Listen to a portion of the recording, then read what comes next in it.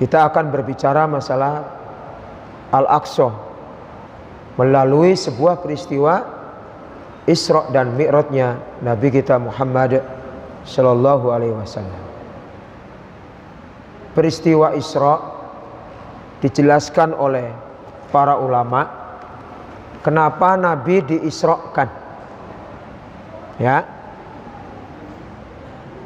Kenapa Nabi Muhammad diisrakan dari Masjidil Haram ke Masjidil Aqsa, kemudian dinaikkan ke Sidratul Muntaha. Para ulama menjelaskan, pertama, hadihi mu'jizah minallah. Ini merupakan mukjizat dari Allah Subhanahu wa taala, ya, untuk Nabi kita Muhammad sallallahu alaihi wasallam. Yang kedua, ya, boleh ditulis ya. Yang kedua, tasliyatun Nabi sallallahu alaihi wasallam, merupakan hiburan untuk Nabi kita Muhammad sallallahu alaihi wasallam. Karena dakwah beliau di Mekah pada umumnya ditolak apa diimani? Ditolak.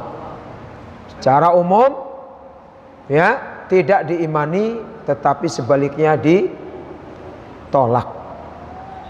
Dicaci Nabi Muhammad dengan para pengikutnya. Secara manusiawi terasa sedih. Termasuk pamannya Abu Jahal dan Abu Lahab. Ya, sudah yatim piatu. Kemudian dari keluarganya, pamannya Abu Jahal dan Abu Lahab tidak mendukungnya. Nah ini, maka turunlah ayat wasbir kama sabruka illa billah. Sabarlah kalian wahai Muhammad, kesabaran hanya sepenuhnya kepada Allah Subhanahu wa ta'ala. Itu dalam surah An-Nahl. Maka sebagai hiburan kepada Nabi Muhammad, maka Nabi Muhammad diisra dan mi'rajkan oleh Allah Subhanahu wa ta'ala. Yang ketiga, hikmah yang ketiga atau makna yang ketiga dari peristiwa Isra dan Mi'raj, Allah sedang izhar, yaitu menampakkan tentang kebenaran agama Islam ini atas semua makhluk manusia yang mengingkari ajaran Islam. Ya, bagaimana umat-umat terdahulu, umat Bani Israel secara khusus, ketika diutus Nabi Khatimul Anbiya, mereka sebagian besar tidak mengimani. Ya, maka ahlul kitab secara khusus, ya, dengan diisrakannya Nabi Muhammad, mereka dipampangkan oleh Allah melalui peristiwa Isra. Ini loh agama yang diridhoi oleh Allah. Ini loh din yang Allah ridhoi, inna dina indallahil Islam.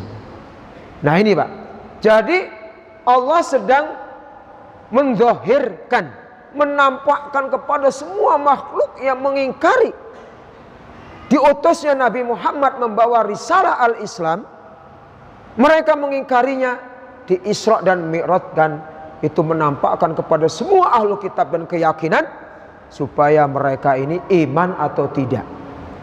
Nah ini ya.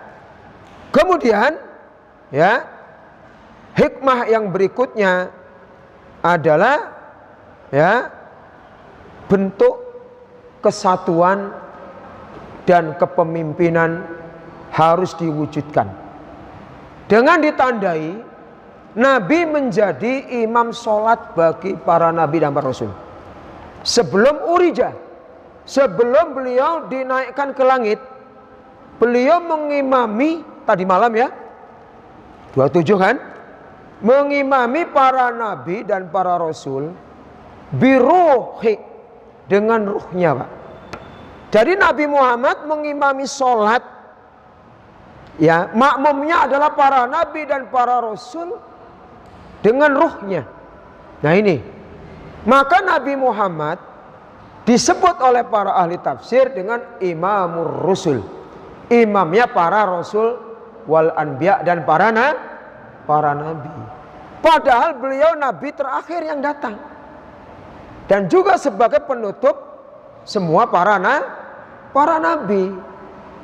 Nah, secara akal tidak ketemu. Umpama di masjid ini, ya, naibul imam yang mengimami, panaib yang mengimami, ya, sudah shop rapat semua, ya, shop pertama, kedua, ketiga, seterusnya. Tiba-tiba ada Pak Rusdi datang belakangan paling akhir, ya. Apakah Pak Rusdi akan menyingkirkan panaib sebagai imam? Enggak. Lah ini gambarannya Pak Rusdi yang datang terakhir, beliau menjadi apa? Imam. Ya. Secara akal nggak mungkin kan? Karena beliau datang. Secara syariat pun nggak mungkin kan? Betul. Apa iya yang ketika sudah ada imam datang hamba Allah belakangan, minggir kamu, saya aja yang imamin. Apakah begitu? Enggak. Tetap dia menjadi Nah, karena keutamaan Nabi Muhammad, risalahnya untuk rahmatan lil alamin, untuk segenap manusia, umatnya saja diabadikan oleh Allah Subhanahu wa taala, kuntum khaira umat, kalian adalah sebaik-baik umat. Jadi nabinya nabi internasional. Sudah aku saja yang imamin. Itu perintah Allah. Syariatnya internasional, rahmatan lil alamin. Agama perintah syariat ini diseru didakwahkan untuk segenap manusia. Maka dengan Nabi Muhammad menjadi imam sholat sebelum urija di mi'rajkan, ya, beliau mengimami ruh para nabi. Itu bermakna bagi kita semua bahwasanya imam sholat itu gambaran apa? Satu irama, warka'u ma'arraki'in, rukuklah, tunduklah bersama orang-orang yang rukuk. Artinya satu irama, satu gerak. Itulah gambaran kepemimpinan umat, kehidupan berjamaah. Nah, ya, maka ya, wa kana Muhammad SAW lukiba bi imamul anbiya. Oleh karena itu Nabi Muhammad dijuluki dengan imamnya para nabi. Semestinya urutannya lebih tepatnya yang menjadi imam para nabi siapa? Adam yang lebih dulu. Kan begitu? Tapi kehendak Allah, karena ini prinsip syariat. Karena syariat yang terakhir turun kepada Nabi Muhammad itu rahmatan lil alamin. Wajar kalau Nabi Muhammad menjadi imamnya para rasul. Kalau umat-umat terdahulu, umat Nabi Lut, ya, umat Nabi Nuh, umat kaum Ad, kaum Soleh, umat Bani Israel, itu nabinya diutus untuk kaumnya saja. Tuh, ya qaumi, ya, wahai kaum. Tapi Nabi Muhammad enggak. Untuk semua manusia yang ada di muka bumi ini. Maka wajar kalau beliau menjadi imamnya para nabi dan para rasul.